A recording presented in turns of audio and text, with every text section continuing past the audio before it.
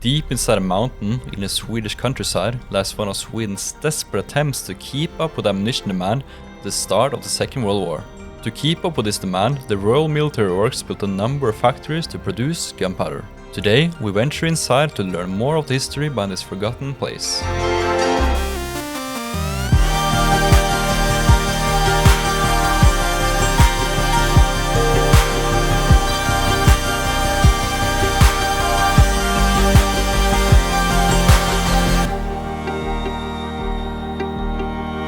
This facility was split into two parts, one overground, while the other one was deep inside a mountain. In today's exploration, we'll be exploring a part deep inside a mountain underground. Okay, now we're here at the first house. It's actually a long way to go.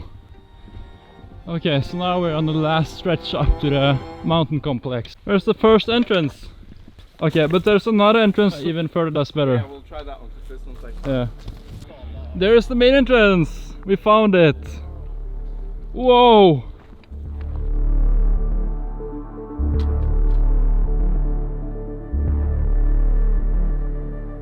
Okay, I'm so excited for this.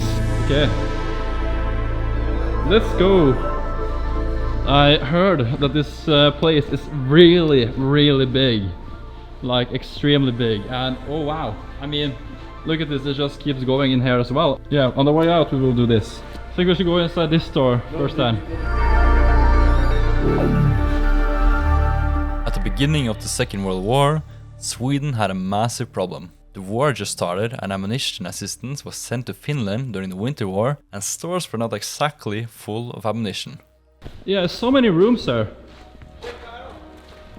It just keeps going. Oh wow!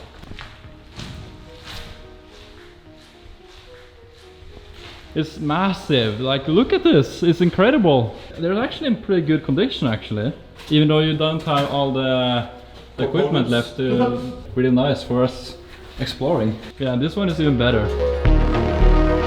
To combat the ammunition problem, a number of factories were set up with the purpose of manufacturing so-called smokeless powder. In the case of this factory, the site chosen was perfect. Far inland, yet well connected thanks to the railway and the road network. And there's even more rooms that just keep going.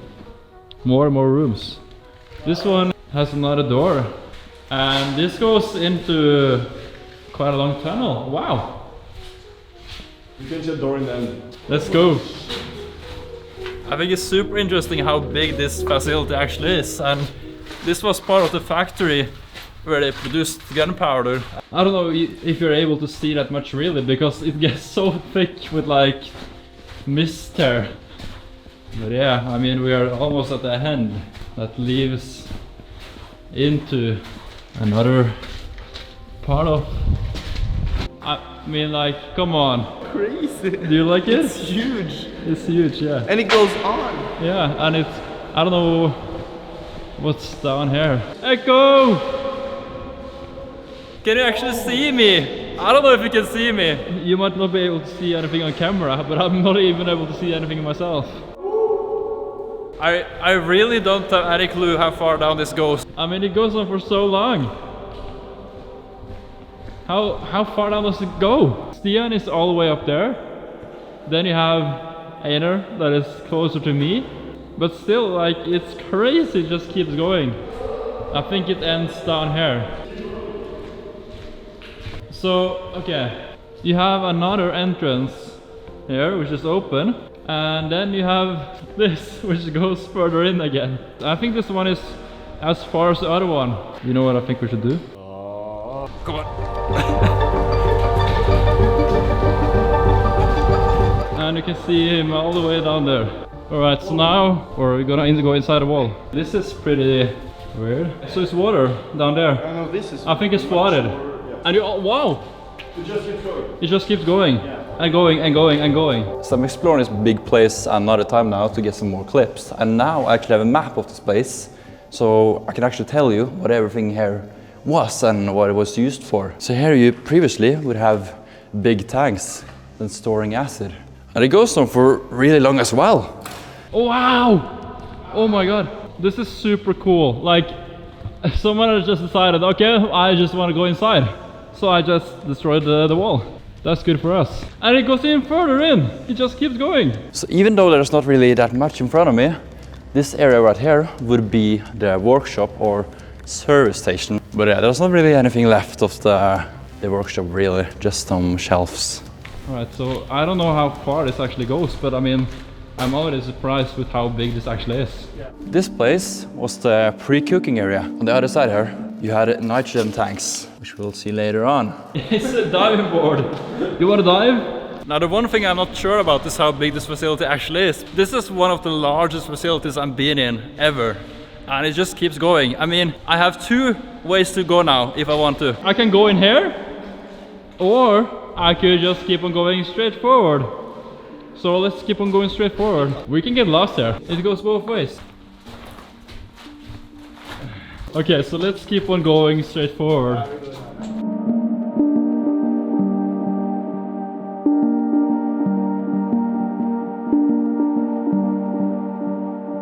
It becomes like a point where it's actually too big. Oh, Jesus. Okay, so we're actually at the end. Oh, shit. This factory was built in 1940, but ceased production pretty much the same day the war ended in 1945. This was because the methods used to produce gunpowder were suitable for mass production during wartime, but they were not suitable for peaceful production. So this is interesting. What type of things are done here? This is really interesting. And then it just goes further in. Yeah, it's pretty bad. This is an office part of the facility. There's some equipment here. This was one of the meeting rooms, I think. There was chairs and tables there previously.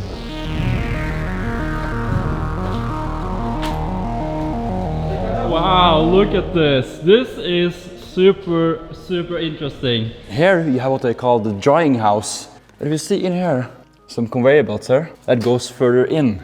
It would end up in the front here, where you then probably would have some kind of trolley or something here that would then pick up the processed powder. Be careful. Yeah, probably shouldn't step here. Here you probably have the nitrogen tanks. I'm not too sure about the room in the front here. This was probably a control room for nitrogen. Now we're heading into the last parts of today's exploration. The steam plant with its large boiler. But before we see the steam plant, we'll have a look at the conveyor belts. Alright, so let's go explore what I've heard is one of the coolest things here. So I'm really excited to see if it's actually true and this is one of the coolest things. Yeah, this is pretty sick. Damn, okay, let's go in. Here you actually have the big conveyor belt. I'm wondering how long it actually is. So let's just follow the conveyor belt and see where it leads. Maybe it leads into China. So then it turns into this. Yeah, should I trust the wooden planks? I think I might have to do it. This doesn't really seem that safe. I don't think I want to go any further. Finally, we'll head down to see the large boiler. What I didn't know from the last time I was here was that you now, to access this room, gotta go through the wall in this room. But now I know.